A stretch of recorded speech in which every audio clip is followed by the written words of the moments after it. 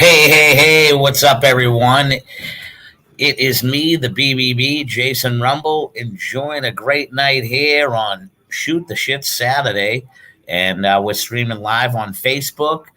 We're going live on Twitch and YouTube. So I'd like to say hi to everybody out there tonight. I hope everybody's having a great Saturday night.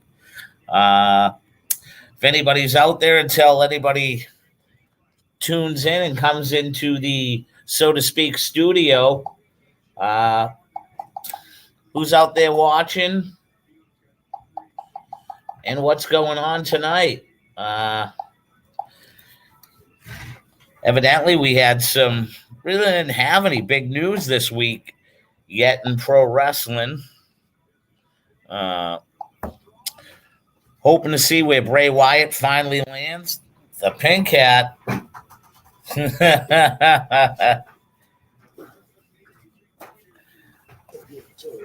There he is, the APOC himself, calling himself the Pink Cat this week. What's going on, Mike? It's been a rough week, brother. Yeah. Rough week of work or just in general? You obviously didn't catch my post on Facebook. No, I did not. I'm sorry. Fill me in. I had a cousin who I was very close to suddenly pass away. Oh, man. How old? What was his age? 66. Still, that's a young person, man. Yeah. He was supposed to meet my mother for coffee last Sunday, and he never showed up. So my mother called his brother. Yeah. And they found him in his computer room, in front of the computer, dead. Oh. Yeah. So the wake was last night and the funeral was today. And I'm mentally, emotionally, and physically drained. I can understand when things like that happen. Don't know how long I'll be on because I didn't really get a lot of sleep last night or the night before. So yeah. Oh, today my day was I was the fill-in cross-country coach at the at the state tournament today. How do you know about running cross country? I really didn't have to know much. I just had to know how to get the runners to the ones that qualify for the state tournament to the tent, and they're on time. Right. Easiest job in the world. Yeah. So it's been an eye-opening experience, to be honest with you. You know, I mean, he wasn't married, he had no kids. You know, it hit me hard because we buried him with my grandparents because there was nowhere else to put him. So, you know, so it's just it hit me like a ton of bricks. You know, work was gracious enough to give me 3 days off, so I took the 3 days with pay just to, you know, try to process everything. You know, it's been I watched some wrestling. I was kind of paying attention. It's when the clowns start, you know, with their my source is this and my source is that is what sets me off. And if I was a little harsh on Facebook, I apologize, but I'm getting sick and tired of that crap. You know, you want this to be a legit podcast, and you got two morons running their mouths, and it gets stale after a while. If you want to come on here and talk wrestling, talk wrestling. You want to be a clown? Go do something else. That's the way I look at it. And I'm not trying to be an ass, but I'm with you. I want this to be legit. I want people to tune in. I want people to watch this. I want this to grow. And when you got dumb shit like that going on. So, speaking of probably the only news that we were expecting to have this week in the world of professional wrestling, where does he go? When does he show up? And is it with AEW?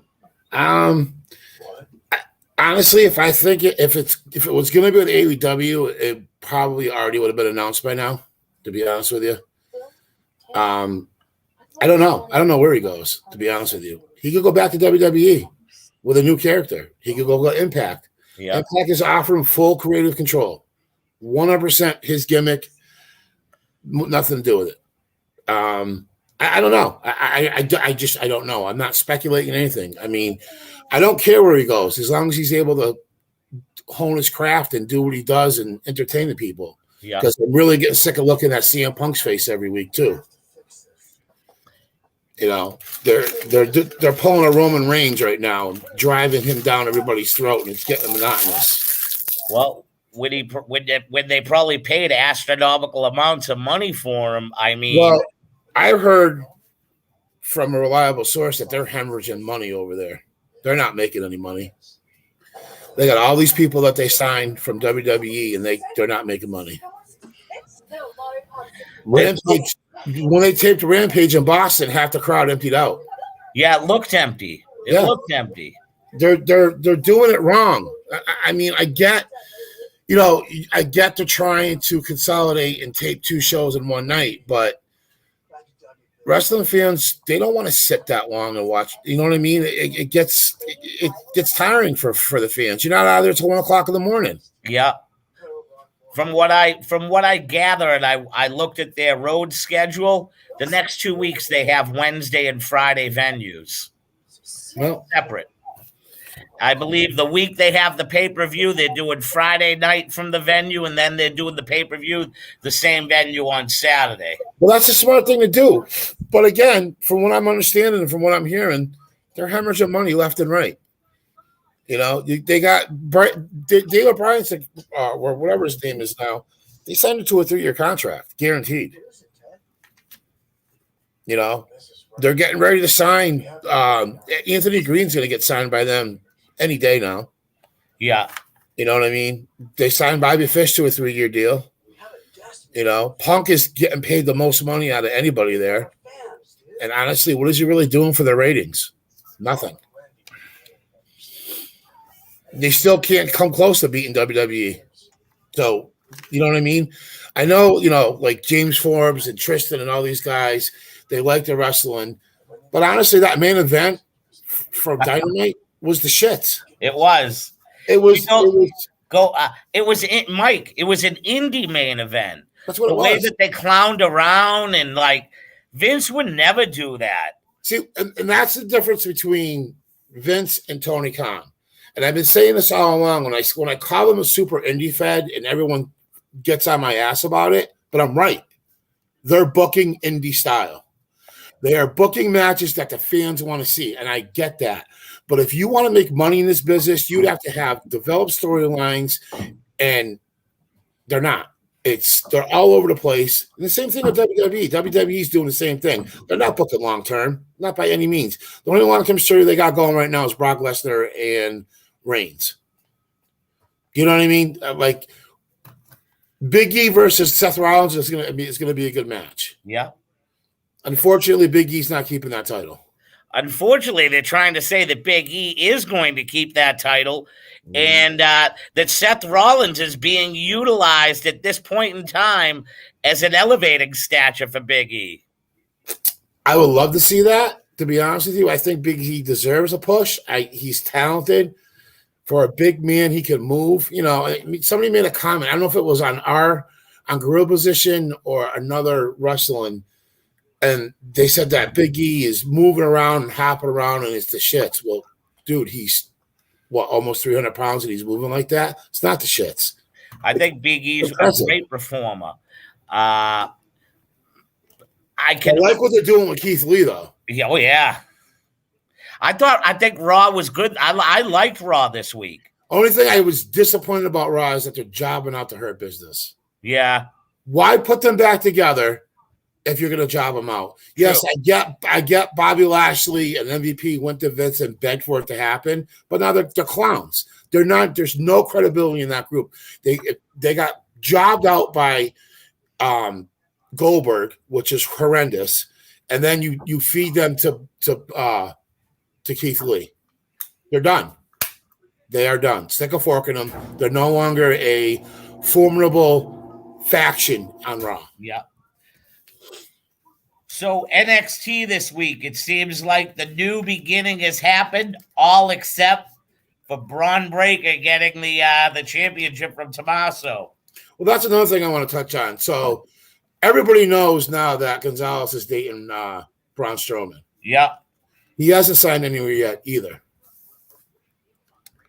Well, the funny thing is it was, I think, last weekend where they were trying to say that people seen him fly into Vegas last week. Nope. Nope. Because I follow him on TikTok, and that day that they said that they seen him in Vegas, he just posted a video, and it was an hour old, and he was in Florida with Gonzalez at a Halloween party. So who knows? Like, you know, Braun Strowman's always said once he stopped wrestling for WWE, he's never going to wrestle again. Rumors are he's talking to AEW. He was supposed to debut for Impact. The only person I knew that was supposed to debut for Impact was Bronson and Reed, and he got pulled for some reason. So, could Vince be throwing money at these guys to get them to come back because they're big guys and he can use them? Could be. So, with that being said, as you saw, I put a post up, and it was about who was in charge at NXT. And you seen how people always got to fire back. Yeah. And clueless people who have no idea what they're talking about. Exactly. So, with that being said, if you anybody watch this week's version of NXT, you will see that it is definitely not booked with Vince McMahon's style. Nope. They let a legit cruiserweight beat a 450-pound man. Yep. And the Vince and Bruce Pritchard were approving it or writing it, that never would have happened. Never would have happened. So for the clueless morons, Jimmy Fingers and your nephew, you have no clue was what you're talking about. Because when I talked to the person that I posted a picture of, he had told me that Shawn Michaels is in charge from top to bottom, left to right, side to side, whatever you want to call it, of NXT. Yes, Vince has the final approval of certain things, but what Michaels writes is what happens. Because I'm going to tell you right now, if Vince McMahon was running that NXT, Braun Breaker would be the new champion right now. Exactly. And I'll tell you, the big guy would have beat the small dude. Definitely, without doubt. I forget what match that was. I'm having a mind fart, but it was oh my God, I saw the match. It was that big black kid versus oh my God, no, it's on the tip of my tongue. It was a good match too. It was a really good match. I thought NXT was great this week. The ladies' match was good too. Yeah, Mandy Rose is really improved. Yeah, she's improved. Once Toxic Attraction won the tag titles, I knew for a fact that Gonzalez was losing the title, and supposedly Gonzalez is supposed to go up. But now that Dakota Kai's back, you're going to see that feud. Oh, I like to see that feud. Yeah. So the deal with MSK, what was being said? There was something broken that there was news broke this week about. I didn't understand. Evidently, one of the kids from MSK got mixed up in something, and evidently the crowd was chanting the girl's name or something like that. Yeah, it's all hearsay as of right now. There's no really definitive evidence. So what you want? I guess it was some girls claiming sexual innuendos that were texted or whatever. I don't know. Is that why MSK ended up dropping the belts? Yeah. So basically, Triple H's brand new version of DX to a certain extent is probably. Well, they're waiting for the third kid to come in, and they're gonna actually be that. So they're gonna end up with the third kid. Yeah, his contract's up with TNA. Either this month or next month, and from what all rumors are pointing that he's going to end up signing with NXT. They wanted all three of them to begin with. Yeah, and the other one didn't want to sign. No, he wanted to finish out his contract. So Trey something. But they're not even using him. Yeah, I know. Yeah. So the big thing is that Ring of Honor let everybody go, and their library is now up for sale. And of course, some Nimrod decided to on Twitter report on a fake account that Tony Khan bought the library, which is not true, and he didn't sign all of Ring of Honor's talent either, which is not true, because one Brian Malonis that we both know has defunct both rumors. So the library is up for sale, and I'm going to guarantee you right now, Vince is going to buy that. Oh yeah, just because he'll get the footage of All In, because Ring of Honor owns that footage, not All Elite. So he'll do that just to spite Tony Khan. And then he'll get big bucks from Tony Khan to get it. Yep. Vince is not a stupid businessman, that's for sure. Nope. And I can't imagine him not wanting to own Ring of Honor, knowing how many guys he has through the tape collection. That the thing of it is that they're willing to sell that to anybody who can come I heard it's up to the highest bidder. Yeah. So it could be some schmo off the street that's got like $2 million and say, here you go, now I own Ring of Honor. What do I do with it? You know, they said that it's going to be, we're going on a hiatus. Once I heard that their library is up for sale, they're done.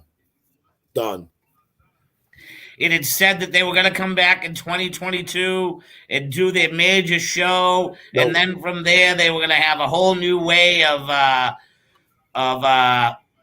bringing and representing live shows, giving some new things that fans had never seen. And it's not unless Sinclair is going to start a whole new company, then But if he's looking to sell the tape library, he's out. He's done. Yeah, it just makes no sense. Yeah.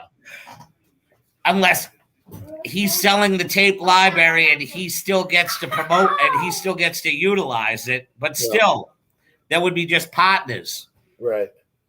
But, so a lot of people are speculating that the Briscoe brothers are going to sign with AEW. Nope. Not after their racial tirade that they had at GCW. They won't be touched. I seen them work for GCW. They had somebody. They had a little racial spewing, from what I understand, and now they're in hot water. They really? Yeah. Which I'm surprised, because they're not like that. But no, they if you listen to them talk, they're kind of very Street of Onyx. Yep. So I find that hard to believe that they would be that stupid. Well, I know Jay Lethal is in talks with AEW. Yeah. He's not a WWE type of guy anyways. No. NXT, though. Yeah, but again, just if he was going to go, he would have went when he was in the beginning of his prime, and he never did. You know what I mean? He's 42 now? Yep. Yeah, I mean, he's just... I'd like to see I think he's the Pride champion or whatever it is there. Jonathan Gresham, I think it is. Yeah, Gresham, yeah. Yeah, I'd like to see him. He's kind of short, but I love his wrestling style. He is, in my book, he's probably one of the best wrestlers in the world right now. But again, WWE won't touch him because of his height. It's unfortunate, too. Yeah. There's certain things I like about AEW. Like, they are calling it professional wrestling. They are doing some matches are good, like the Kingston and Bryan. I caught the tail end of that last night. That was real good. Rampage was way better than Dynamite. Yeah. Although the Serena Deeb match was real good. Yeah, which that girl can work. Yeah. Oh my God, can she work? But again, it's almost like the new flavor of the month. It's starting to get stale now. You know what I mean? Like, you got to get writers in there, because who they got writing, it's not that good. Nope. It's That's why as much as you call it a super indie, that's why I call it. I look at it as UFC or WCW, where Right. it's like you're getting popular names, you get the popular fight, and you hope that there's a story behind it. It's almost like they bring There's it. not though. Yes, I know, but some of them do have like indie stories behind it that Right. you hope that only those fans understand. So Adam Cole, baby, he went from being the leader of the Undisputed Era to a lackey. to a lackey. They keep calling it the super click. That right there is a disrespectful statement to the original click, in my opinion. Oh yeah, because they should be called the super overrated. The only person that's not overrated, and it's not because he was with WWE. I've always liked Adam Cole. I always thought he was a great worker. The other three clowns, forget about it. That main event match, it was funny, but it was a schmaz. Yes, it was indie funny, and they're coming up. You know what it is they're so used for the past week. They were on that Jericho cruise, and they were having indie-rific matches. Like, did you see the post that went out with Evil Uno having his hands down another wrestler's draw, looking like as if he was, like that would never float.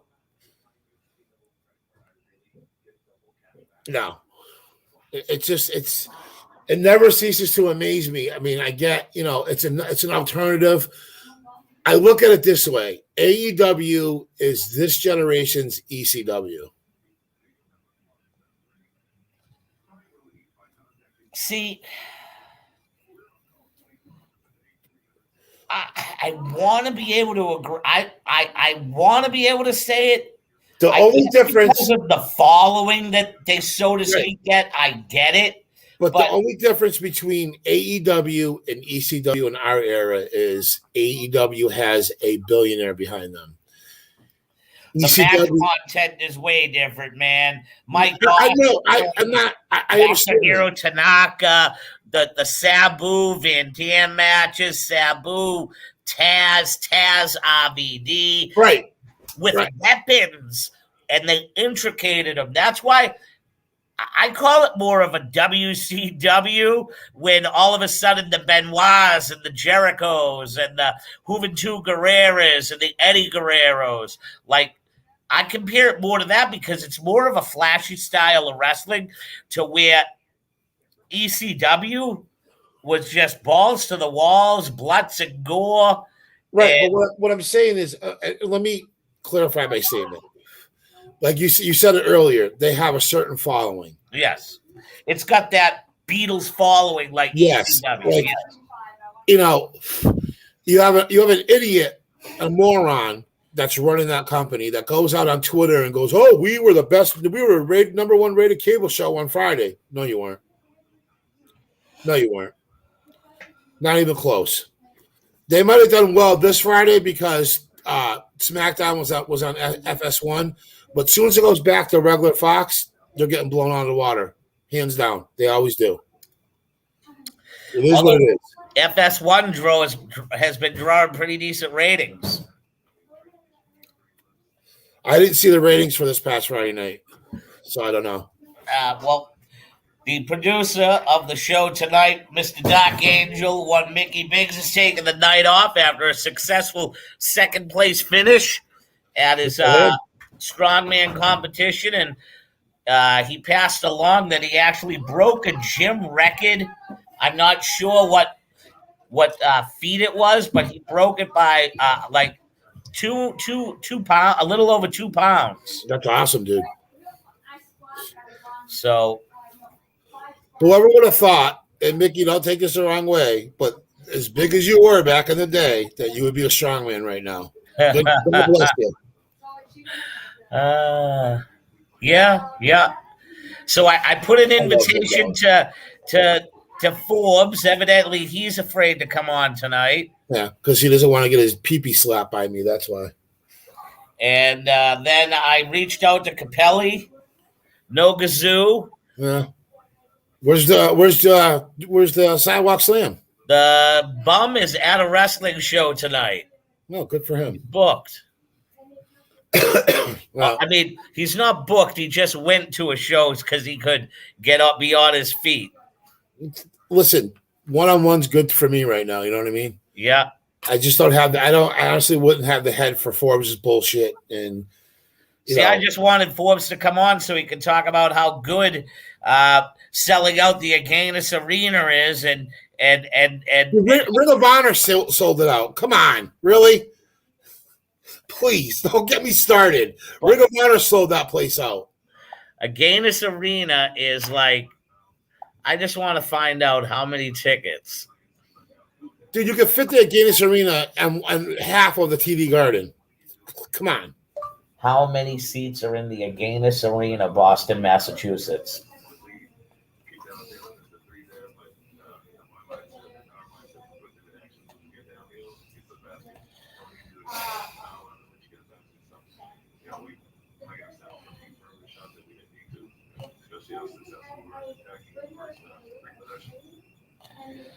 I won't. I don't want to say.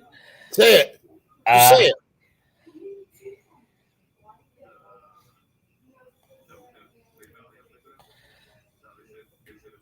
Dude, this is what we're here for. 7,200. And he wants to brag about that? Well, right here it says a 29 for, okay, square foot premium for 6,300 seats for hockey and ice shows, but the arena is expandable to 7,200. Good job selling out a 7,200 venue. Well, you figure they had to put that entranceway up at one half. Not even this. It's not even 7,200. It's probably it was about 5,200. Yeah. Oh boy. And by the time Rampage came around, half the building was empty. They don't even have an upper deck. He just, he opens his mouth and puts his foot in it all the time, and it just makes me trolling him even better. They don't really even have an upper deck. And then his nephew, the biggest clown on gorilla position, he opens his mouth and puts both feet in his mouth, and I just all over it. I'm all over it. They share the same hairline. Yeah, no kidding. They share the same brain too. They both went to Dr. Matthew Lepresti over 2 times. They should ask for their money back. Oh, I needed to laugh. Thank you. And then he tells me my hair looks like a wig. Are you out of your mind? Well, listen, I understand that James is trying, Jimmy Fingers is trying to be like the comedy relief of the group. Yeah. But sometimes it gets a little out of hand and needs to reel it back in. You know what I mean? He says stupid shit, Like, oh, APOC was at AEW. No, I was home. I wouldn't give them my money. But he does know it. Get like those baseball shots where he said it went to Mike's house in Pelham, then offered Jason DeLagatis toupee. Yeah, this week was not a good week to be fucking with me. So, toupee. I got more beard here. He's got in his head. That he's got in his head from both of his Matthew Lepresti transplants. Dude, you're bald. Let it go. I'm bald. I shave my head every other day. It is what it is. I like it, and that's it. Believe you me, if the stuff looked like Hogan, I'd be shaving mine too. And the thing of it is, mine doesn't look like Hogan. I have a bald spot in the back of my head from wearing a hat all the time. And my hairline, I'm 50. My hairline's starting to recede a little bit. So I can see it. I can see if I was 35 and going bald, that's a different story. Then now I'm going to freaking do something about it. But Hammerhead, he's the same way. He just shaves it. You could hook up Capelli to a chain, and he could be a wrecking ball. To Washington too. Yeah, Capelli is another one. Listen, we love Capelli. Sometimes he's really right, and then sometimes he's really wrong. Well, again, sometimes I'm right, and sometimes I'm wrong. Same here. The best was, as I said last week, I go, with Rollins going back to Monday Night Raw, I think they're gonna look at Rollins being the flagship bearer. And here comes fucking dipshit saying he said it. I was like, bro, the person that really got behind it was Capelli. Goes, I can see that, you know. Oh, I can see it too, but you know, we'll see. I legitimately brought that up. The only way, honestly, now I know you like his gimmick right now. Rollins' his gimmick with the stupid suits. I don't like it. I think he should go back to being Seth freaking Rollins and do it that way. Well, if you look the way that they wrote it this week, they were calling him Seth freaking Rollins. But those suits, they're such instantaneous heat. Yeah. For the other people, calling him Cravella DeVille with that fur jacket was priceless. Well, look for him to go face and look for Finn Balor to go heel real soon. Well, like this is something we talked about. I didn't watch the whole Broken Skull session interview yet, but the parts that I watched was a total Seth Rollins babyface. Yep. And I'm totally convinced that after a while, you're right. I believe this Seth Rollins does not get with Big E, and I believe the next version of Seth Rollins is the Seth Rollins that gets the title. And don't be too surprised if they end up putting AJ Styles and Finn Balor together and starting a club. Would they think about keeping Omos as the muscle? It could be, but if you've noticed in the past couple of weeks, Balor's been doing a lot of this lately. Okay. And so has an AJ. So I would like to see that.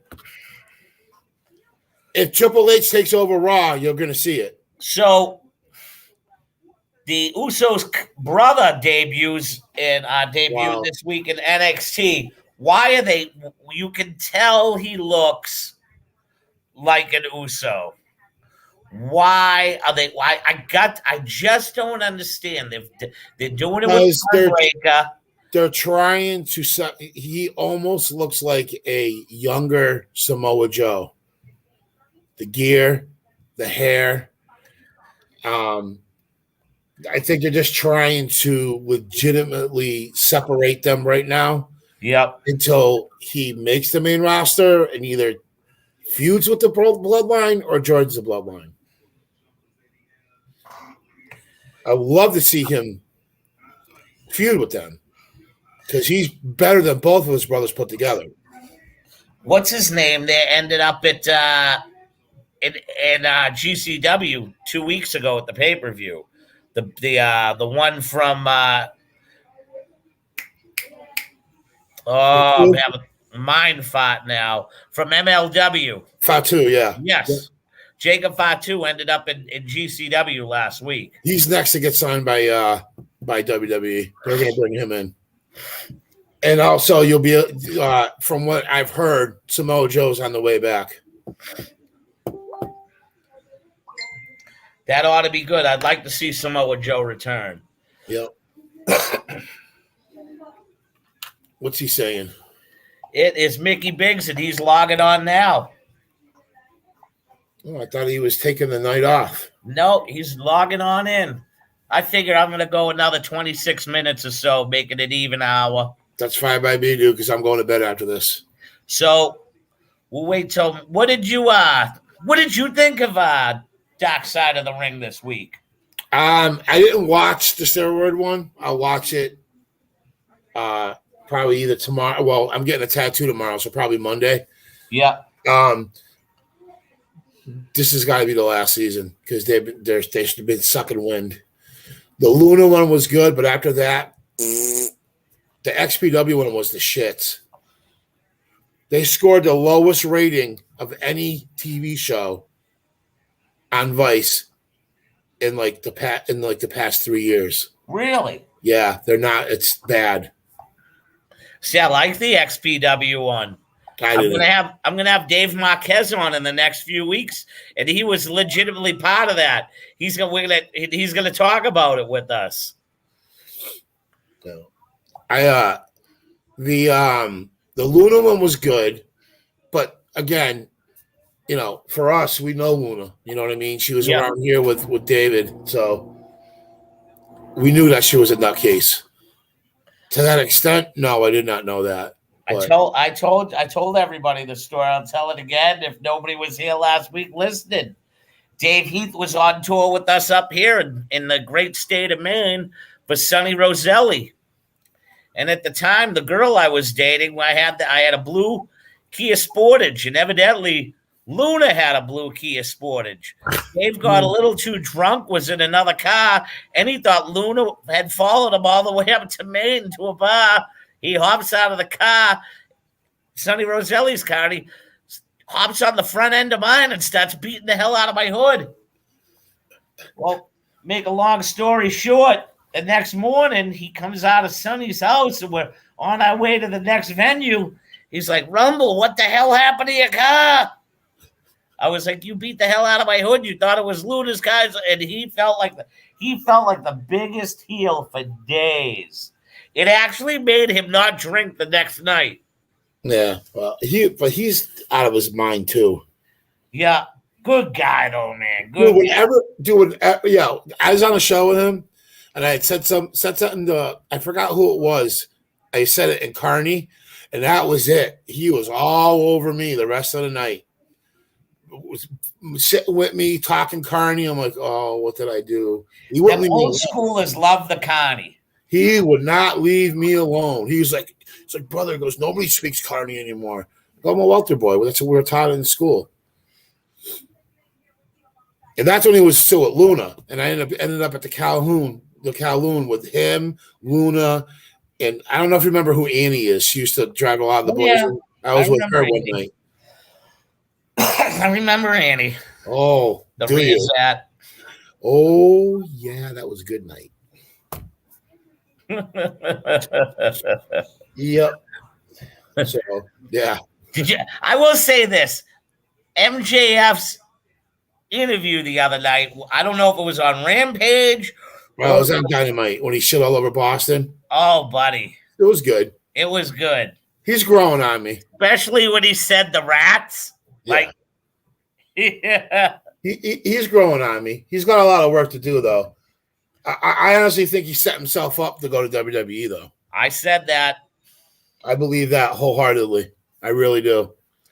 And he'd be crazy not to, because if Vince gets his hands on him, he will be the next Roddy Piper. Yeah. I truly believe that. Although if you talk to a guy like Fingers, and I can understand, Vince right now is neutering people. And he's more of the factor on the line of, like, what I don't get is NXT right now is edgy. It's on the same channel. Because Michaels is writing it, and USA wants that. So they're giving USA what they want out of one show. This article came out. USA wants the WWE to go back to what they were doing in the Attitude Era. But the thing of it is, in the Attitude Era, you can't do that now with this cancel culture. They will catch so much shit. So they're making the developmental territory, or whatever you want to call it, the edgier product. Yes, I don't like the Nickelodeon set, the colors. The set's cool. I don't like the colors. But what they're doing in the ring and what they're doing with the swearing, and I'm all for it. And I'm going to tell you something. Joe Gacy, he's the next Bray Wyatt. Yeah. That's all him. They're letting him do whatever he wants. They're letting him go. He's doing his TNA gimmick. It is amazing. So at this time, let's bring the producer of the Jason Rumble, a.k.a. Gorilla Position Network, Mr. Mickey Biggs. Dun, dun, dun, dun, dun. Look at What's that. up, brother? Put a hat on. Jesus Christ. Hold on. And your connection sucks, by the way. Yeah, that's nothing more.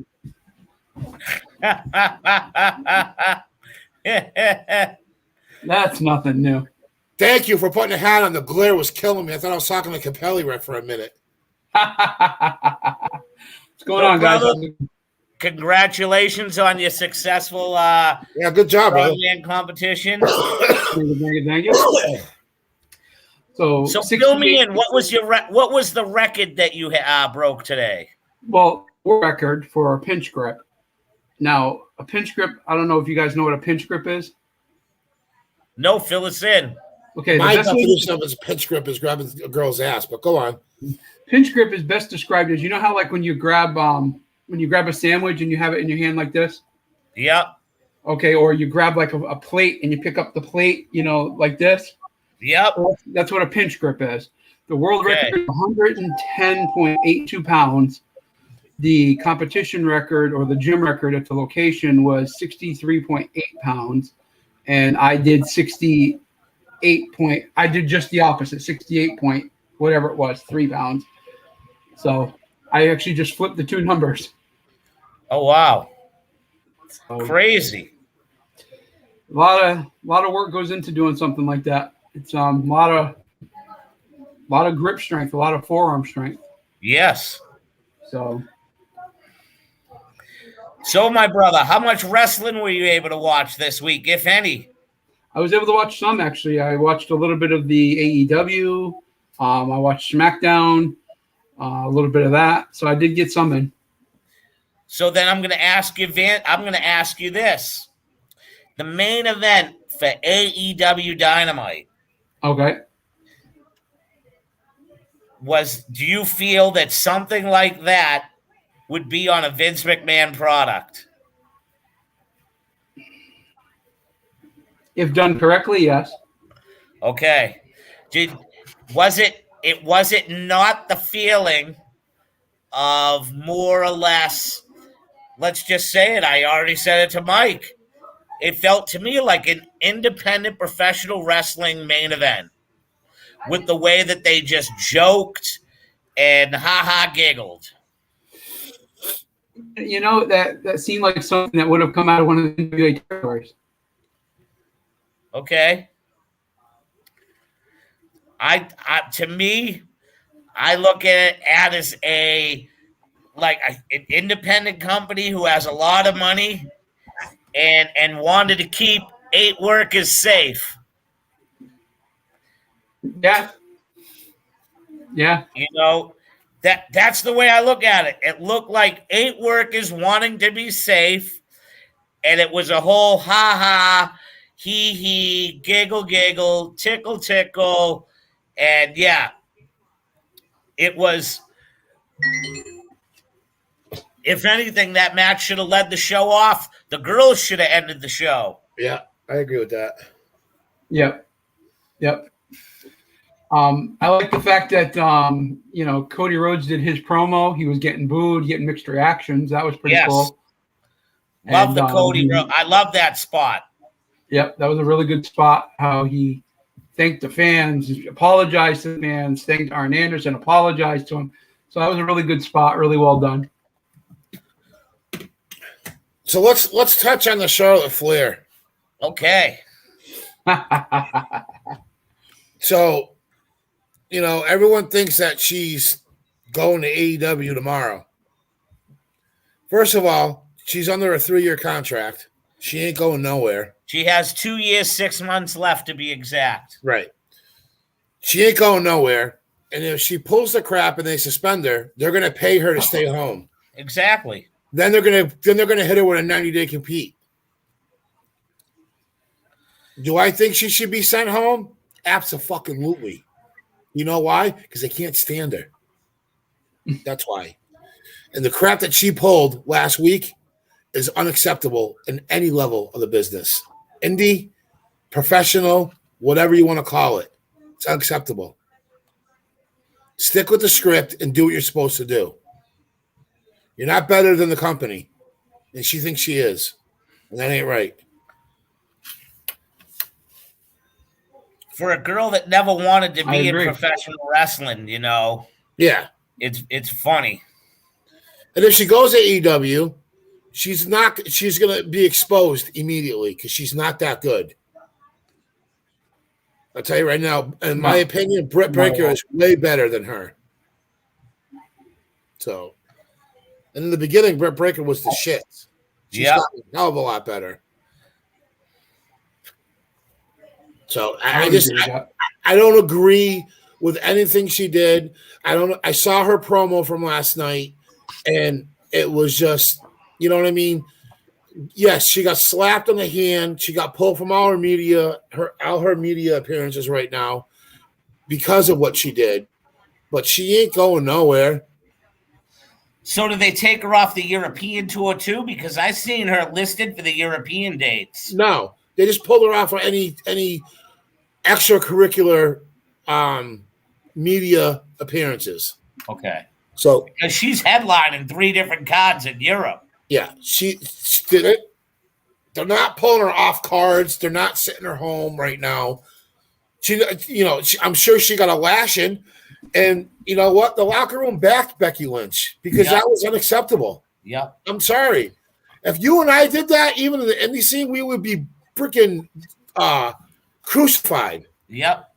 I seen the card for the London shows, and one of the 3-way dances that's very intriguing is Braun Breaker, Sami Zayn, and Tommaso Ciampa. Yeah, Sami Zayn is not happy up. He wants to go back to NXT. I think NXT would be a perfect place for him. Yeah. Yeah. And Shawn Michaels would use him right. Yeah. Kevin Owens too, to be honest with you. Yeah. Kevin Owens isn't being used right. But see, he's back on Raw. And they got thrown right back into the limelight on the season premiere. I thought it was a very good ladder match that they had. Yeah, I know his contract is up in January? Yep. I see him re-signing with WWE for the money purposes. You know what I mean? Like Daniel Bryan, he don't need the money. That's why he went to AEW. You know what I mean? He made a lot of money with Vince. You know what I don't like about what Daniel Bryan said is that it was more about the quality now and not the quantity. I can understand that. I mean, if you really look at him since he went to AEW, the fire's been reignited. He's killing. I thought he had great matches in the WWE. Yeah. I thought one of his best runs, to be quite honest with you, was I thought one of his best runs is when he did the World Championship, and it was recycled. Yeah, when he turned heel. With Rowan, I thought that was one of his best evers. I thought this last run against Reigns was good too. He got that good. He got that Golly G feel back from the fans that got behind him. You know what I mean? So, I mean, as a fan and as a person that, like, I scratch my head and I'm like, man, I thought he had great matches in the WWE. He's killing it now, though. He's really killing it now. Like that, like he took Eddie Kingston, and Eddie Kingston to me is a schlump and made him look like a superstar. Yeah. I'll be honest with you, Mike. Eddie Kingston's one of the best workers on the face of God's green earth. He portrays that way, man. He's legit. He's great on the stick. Like, ask Wagner. Wagner would back that. Wagner's good friends with Eddie Kingston. Is he? Wagner would tell you, Eddie Kingston, don't judge his book by the cover, man. Yeah. He works the way he works because of his look. He doesn't have to wear a catch as catch can. Like, you know. No, I know. No, I hear you. Look at his physique. He was throwing hands, though. He lit Brian up big time. And that's to me, that's impressive. You know what I mean? Eddie Kingston's great on the stick, though. Like, brother. You cannot. One of the best. Yeah, there's not too many people. Everyone goes, "Oh, CM Punk's the best on the stick." No, he's not. No way. Eddie Kingston's one of the best. And I'm sorry to say, a person who's growing on you right now.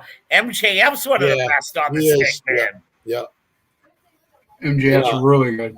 Yeah, I mean, I see the only thing that I don't like about MJF is that he's constantly in gimmick. Buddy, that's the way the old school guys used to be. You can't tell me if Walter wasn't alive today. Oh, he'd be yelling at us right now. Walter would love that. Yeah. He's always in character, goddammit.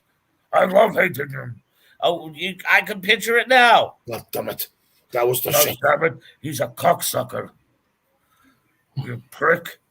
But that interview he gave when he talked about Roman Reigns in the WWE, that was a shoot. It's because he's... Oh, yeah. He wants the money. Well, he's already came out and said way before that the end game is WWE. Yes. No matter what. So I mean, he's not the overrated Bucks or overrated Omega of the worlds that think they're better than everybody else, and they're really not. You know what I mean? He knows that the end game is WWE. And you could laugh at me all you want because I think them three clowns are overrated, but they fucking are. I'm sorry. See, they have their moments in sun. I listen, I like Kenny Omega. I think he does good things. I think when the Bucks concentrate on being wrestlers and not knuckleheads, the Bucks have some of the best tag team matches around. Most of their matches are spot fest, dude. They are, but that's today's wrestling, man.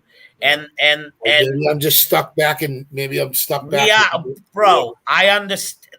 I look at it this way. Is it my cup of tea to watch guys and say, okay, I'm going to stand there, count to 9 Mississippi while you do this 73 different springboards, but at the end of the night, the crowd pops for it, and if I'm on the other end of that, I guess then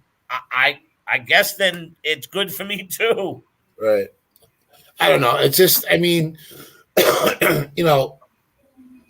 as being who we were trained by, it's hard for me to look at that and say, well, that's professional wrestling, because it's not. It's not. I understand. It's Circus Olay. Yeah. Exactly. For me, professional wrestling is, you put yourself out there and you have a great match, and you throw some high spots in, but you also wrestle. Yeah, I agree. They don't tell the story anymore like they used to. There's no exaggeration in the moves. There's no holding that arm up and getting ready to club the guy and just coming down on top of him. Yeah, that's one of my issues with AEW. Yes, some of the matches are good; they're quality matches, but there's no storytelling. Like Sting has bounced around to 3 different feuds in 2 weeks. Okay. So now what? Darby Allin and Sting are feuding. Who's the newest guy? MJF. MJF they're going to feud with. Yeah. So before we get to wrapping things up, Mickey Biggs, did you watch Dark Side of the Ring this week? I didn't get an opportunity to yet. Okay. So we'll just keep it at this. When you guys watch, we'll talk about it next week. But I still feel that this story was good because they get Vince's trial lawyer. He's on it the whole time. It just would be nice when these guys do these stories to at least get a legit WWE persona on there. Did you honestly think that anybody from the WWE in that era was going to go against Vince? Absolutely. No, but they had the Warlord was on there.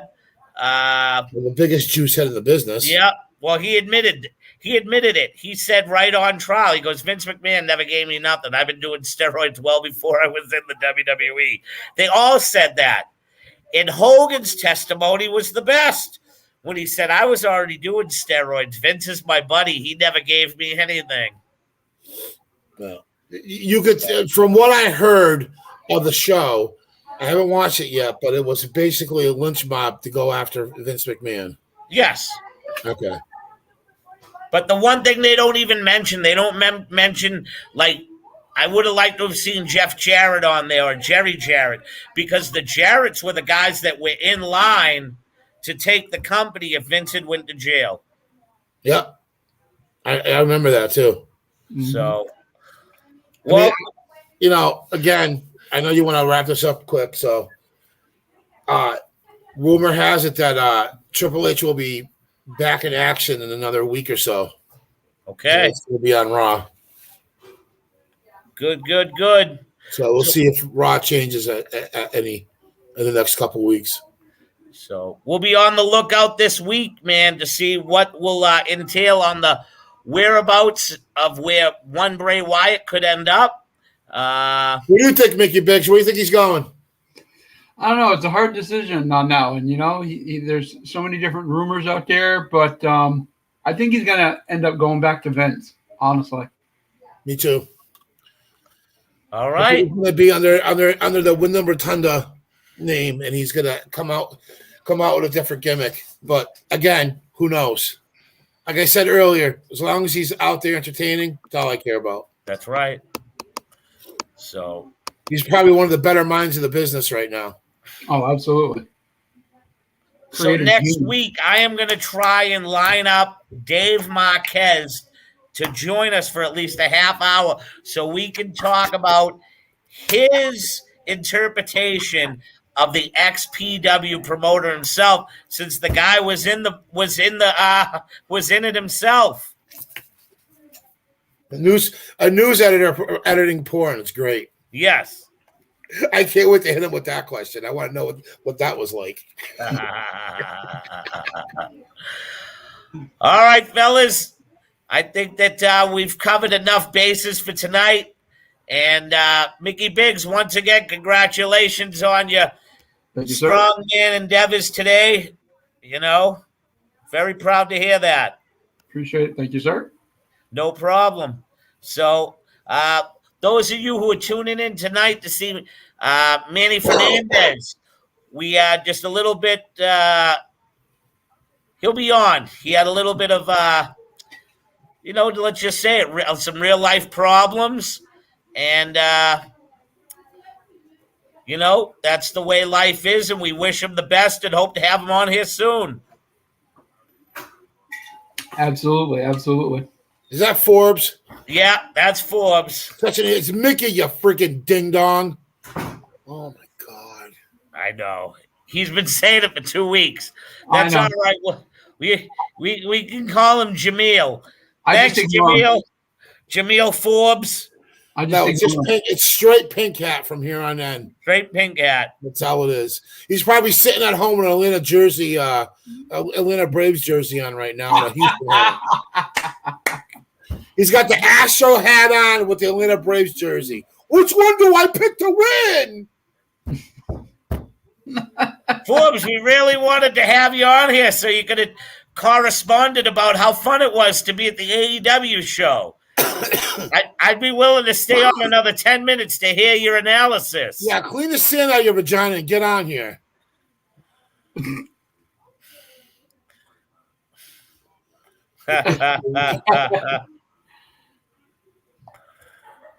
Are the Yankees in the World Series? Neither are the Red Sox, you tard. At least I'm a true fan. Come on, Forbes. Come on. Hold. He said, hold on. Oh, yes. All right, so we're going to extend by 15 minutes our special AEW correspondent. He won't come on because he knows I'm going to yell at him. That's why. That's all right. Get your shovel and your bucket so you can clear out your vagina and get on here. Come on, Forbes. We're extending this. We're extending this program for you, buddy. We want to hear what it was like to be in the AEW crowd, what it was like to sell out 5,200 tickets. So hostile. Because you're a clown, that's why.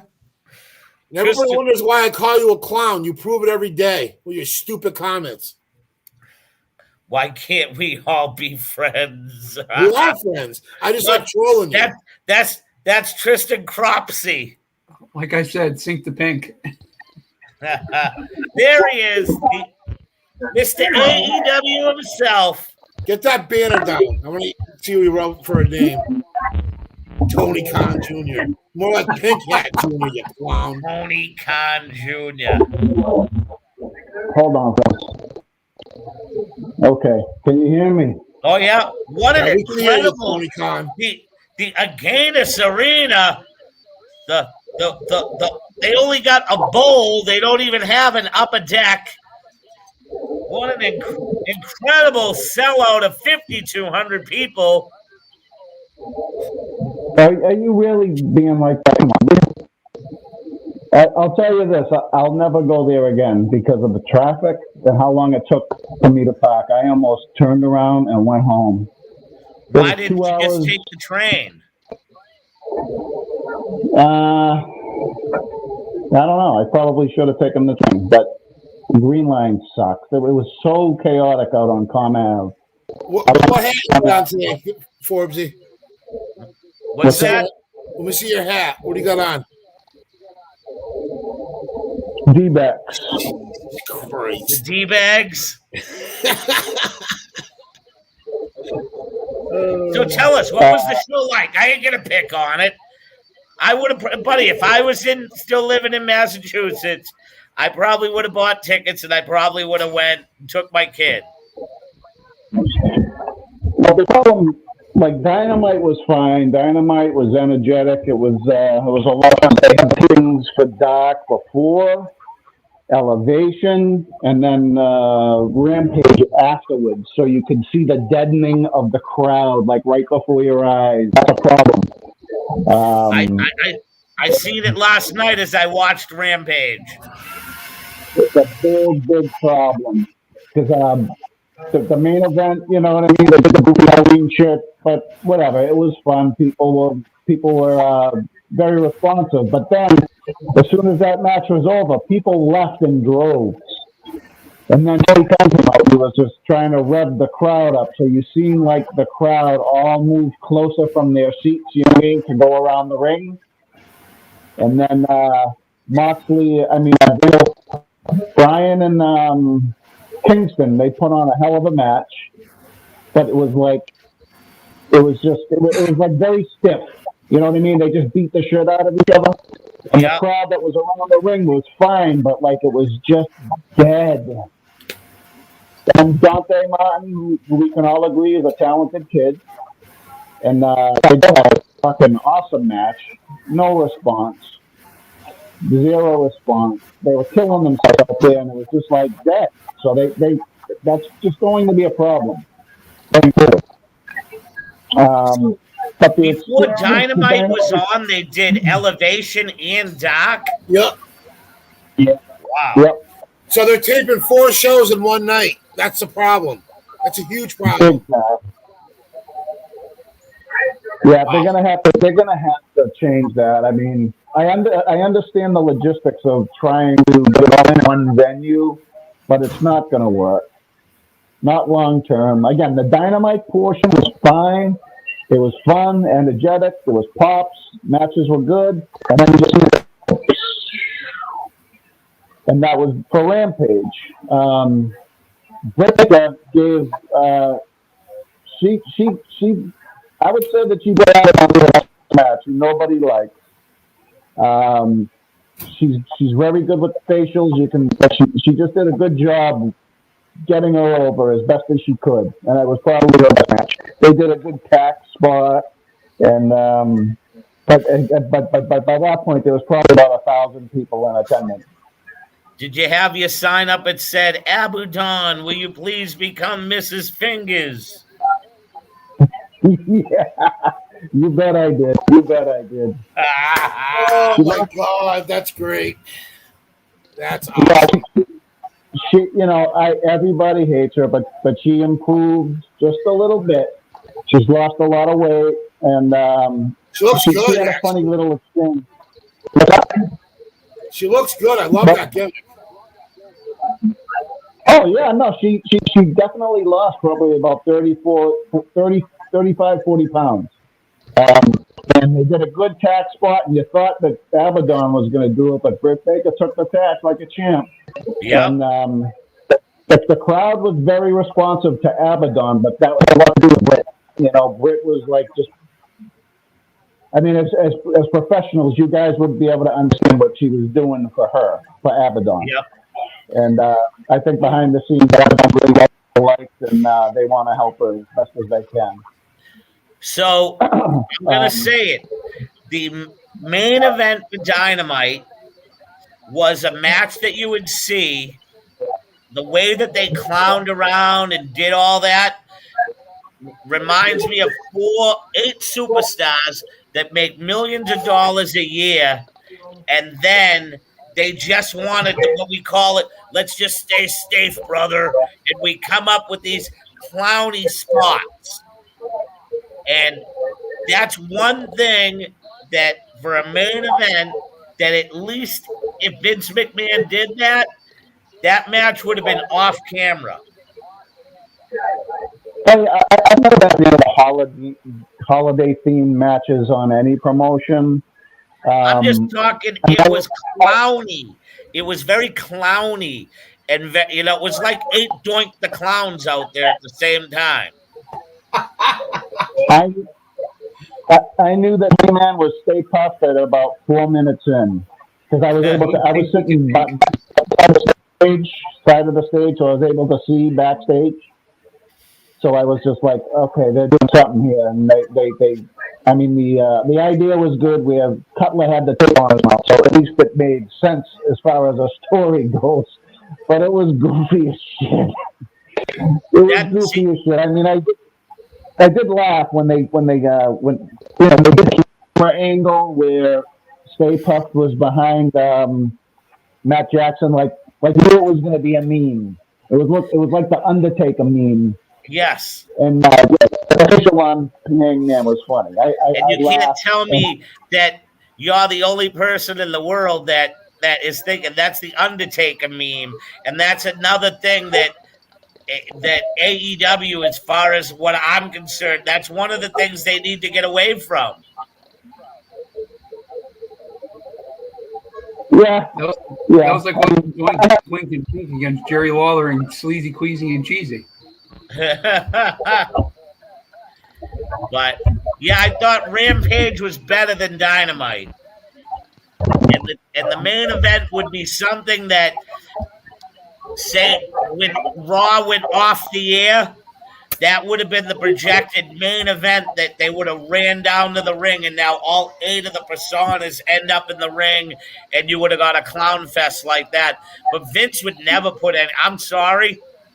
I don't think Vince would have put something like that on camera, especially the main event. He did last night. He had a puppet on Shinsuke's head running around like the headless horseman. It was like the same clowny shit, not as bad, but like Shinsuke. It wasn't as bad, but was it the main event? Was it? I thought it was. I'm pretty sure it was. The main event last night was for the tag team titles. It was New Day versus the Usos. Yeah, you're right. Roman wasn't there last night. Yeah. So. But overall, that was like my first public event since the pandemic started. So I just took that into account. It was just a fun night out. But getting there, Jay, I literally almost ate the ticket and went home. Yeah, your nephew put that you guys circled the neighborhood for 2 hours. It was ridiculous. But there's like construction still on Con Ave. It's like all the BU kids are out. It's just a bad place for a show like that. They would have been better off going to like Lowell or something like that. Yep.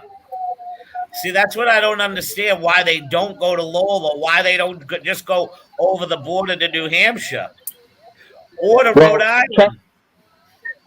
Trust me. Like everybody who came in like me, all had that in mind. And they were like, "Let's get the hell out of here," because it still took a while to get out of there. Everybody who went into the building and came by car had to get. It was a work night. People weren't hanging around for Rampage. Yeah. It was absolutely chaos out there. So Now they had like, unlike the WWE, they have merchandise tables where the stars are actually out signing autographs. I heard. Tully was out there, and FTR, and somebody Guerrero, else, but it Sammy was Guevara during was the out there too. Sammy Guevara was out there too. dark segments. Okay. We literally walked in the building at 7:59.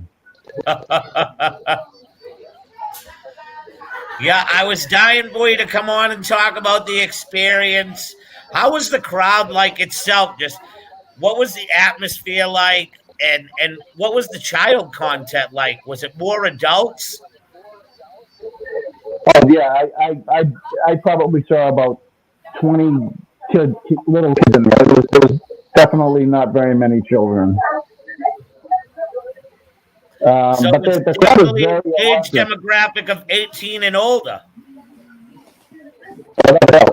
I was specifically paying attention to that, like looking for it just out of curiosity. But like that's fine, you know what I mean? That's really not a big revelation. Everybody knows that's a graphic, I and it just certainly shows. I'm just asking because I know how big of a wrestling city that Boston is itself. Just thinking maybe the demographic for Boston could have changed up a little. Is how many people does the Agganis hold? It holds 6,300 people for hockey and basketball, and can go up to 7,200 if need be. For all of Dynamite, it probably looked about 75%, 80% full the whole way through. So And probably then, about like I said, 5,000 people. yeah. But when like I said, as soon as it ended, they probably lost about a good 3,000. But everybody came up. I mean, I saw the trick. You know what I mean? Everybody just rushed up, moved up seats until the ringside was full. And when I watched it back on TV, when they obviously it was taped and hit the editing room, so they're very careful with the panning of the crowd. But when you did look and back, it was distorted. The upper decks were distorted when they kind of went around it. Yeah. So I'm sure that, yeah. I mean, that's fine. It's expected, but like Tony Khan, he's gotta fix that. I mean, he's never gonna be Vince anyway. But like the crowd, when you have good matches like Daniel Bryan and Kingston put on, when you have a dead crowd like that, it just looks bad. It looks terrible on TV. Like how many times have we talked about like Rock Hogan, right? The match was shit. Andre Hogan was the shits, but the crowd carries that and makes it seem, you know what I mean? I would rather watch a shitty match with a hot crowd than a great match with a dead crowd. I get you. So before we go, we've all been asked the question: where does Bray Wyatt end up?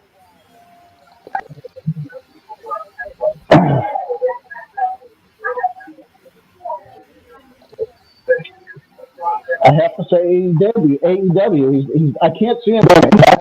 He's certainly not going to Ring of Honor. That picture looks like the picture that was taken that everybody was speculating on was the studio of the guy that helped them create the Fiend gimmick and all of that stuff. So it's a small movie production studio. So I don't know if he's going to do like the type of vignette that Aleister Black did while he was off. The same one like that Moxley did while he was going in between. I have to say AEW. It wouldn't shock me if he goes back to WWE. But, either way, it'll be impactful when he returns. Okay. But I'd have to say AEW. I honestly believe if it goes another, say, 2 weeks, he goes back, it's WWE. If it's before 2 weeks, I believe it's AEW. It would shock me. You know, I and I Mike has think brought this, Mike has brought this up in the past too. Mike has brought this up in the past. Like even if he goes to AEW, right? That for whatever the contract is, 2 years, 3 years. Think of who's going to be in charge with WWE 3 years from now. You know, all these guys are going to go back, and it's going to be yeah, impactful. They'll go back, and and maybe we'll see an influx of people rotating out. If AEW stays successful, then you'll see like the influx of like people going here for a couple years, then come back. That's great for the business. yep. I agree. Just like in the old territory days, when people kind of wear out their welcome and they get stale, you know what I mean? They went down south, they went to NWA, they went to Florida Championship Wrestling. That was healthy for the business. And when we were younger, you'd see talent, and then they would go away for a while, and then come back and met more. That What'd you think of Monday Night Raw this week? uh, it's better than it has been, but I'm just I don't know.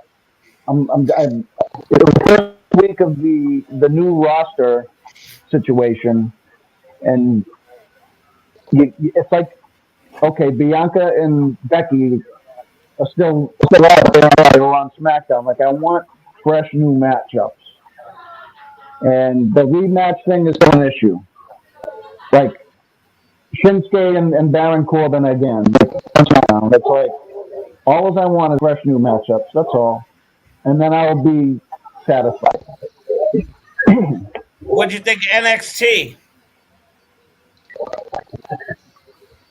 A little better than the week before, but I compare it to the old NXT, which I just haven't accepted it yet. I loved NXT. I like NXT it was. I don't like the colors. I like the gritty, dirty look. That's just me. But Toxic Attraction is hot right now. I like that. I think Breaker needs to do a little bit more than the 12 suplexes. But he's still green, you know what I mean? And he's in a title picture, It's like He's not ready yet. There's no way he's ready to carry that company. No way. I thought the Imperium versus MXK match was incredible. Yep. It's just like you got to realize how much influx of new talent there is, and like even the Mafia guy, what's his name, Joey D'Angelo. Yeah. Where are these guys coming from? Just independents around the country? They've been signed for a while, and this is why they let a lot of people go, because Vince has so many people under contract that these guys haven't even seen a ring in like 2 years. So he has to start utilizing these people. That's why he let a lot of these other ones go. Yeah, but wouldn't working with some of those experienced guys help them more? Like a Bobby Fish. You know what I mean? Like Bobby Fish working Braun Breaker for a while before he gets into a title picture. Bobby Fish is like 46 years old. They don't want anybody that old anymore. That's why they let him go, because of his age. Can't he? But he can still work, Mike. Can he help a younger guy? No, I understand that he can still work, but he's injury prone, and his age is a big factor. Yeah, he came off of 2 injuries there for the past 2 years. He comes back, gets injured, but why not Braun Breaker go over a Bobby Fish and somebody else before he gets to Tommaso? You know what I mean? It's stuff like that. Yeah, granted, he didn't win a title, but I think all right, let's put it this way. Sheamus wasn't Sheamus when he first came to WWE. Within 6 months, he was a champion. Nobody ever heard of the dude before. I look at it as it wasn't him getting a title. It was him getting in the limelight. I think it was just Vince wanted to give that character immediate spotlight, no matter what it was. Oh, I think he got what it takes. I mean, you can see it. He's got a lot of promise, that kid. Reminds me a lot of his. It reminds me a lot of his uncle. I wish it was Rex Steiner though, but they just won't do it. That was a big ass name. I think once he hits the big roster, I think that he's going to turn into Steiner. Did anybody laugh when Adam Pearce fined Brock Lesnar $1 million?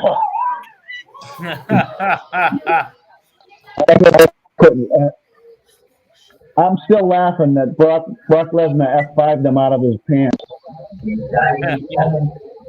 I'm still laughing that Adam Cole, baby, has become a once volatile, respected leader of one of the best factions in pro wrestling to being an errand boy with the Super Duper Click. You know what? He's over more than they are. He is over more than they are. But his persona now is just a lackey. That's going to change. That's going to change, and I'm telling you right now, he is bigger than they are, and you felt it in the crowd. Force. It's like they wanted to. When he went like this with them in that music, and the music ain't even his, and they went Adam Cole, baby. I know. You don't gotta tell me. I know. I can see the picture and the writing on the wall that they're gonna hate Adam Cole. They're gonna jump him because they're gonna be the ones that say, "Wow, you're getting a bigger pop than us. You're not bigger than us." I can see it coming. But he is bigger than them. And all stretch of the imagination is bigger than them. I can see him rejoining Bobby Fish, and then I can see when they release Kyle O'Reilly in January that the Undisputed Era is reformed in AEW. That would be great. That would be great. I'm going to drop a little ball on you. Kyle O'Reilly re-signed. Oh, he did. I heard.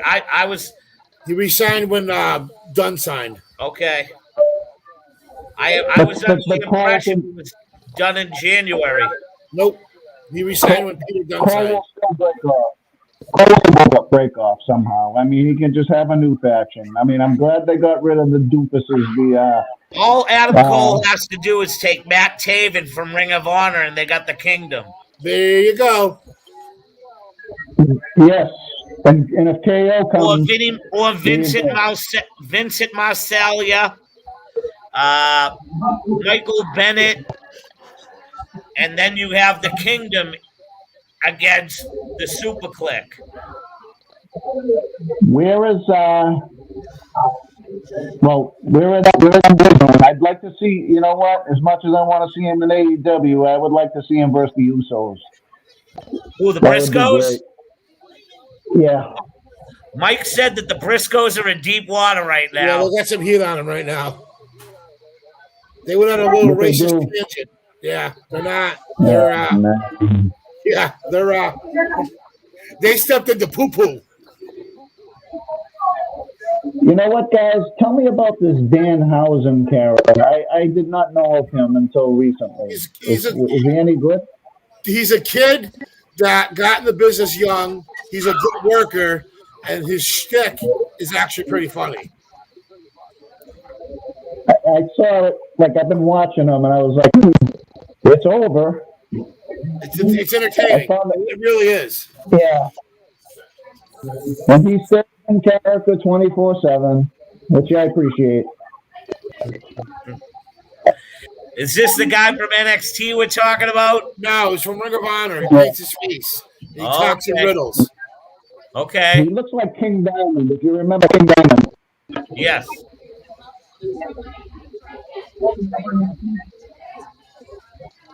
Yeah. All right, boys. Well, listen. I think that I'm going to wrap things up here and call it a night. I want to thank James Forbes for coming on. And, yep. Look at those skinny fucking toothpick arms. Oh, you and Adam Cole for the skinniest, littlest arms on the internet.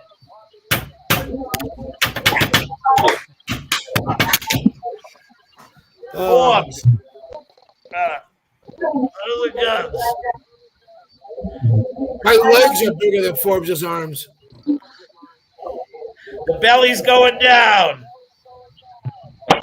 Mine is too. Hell, my calves are bigger than his neck.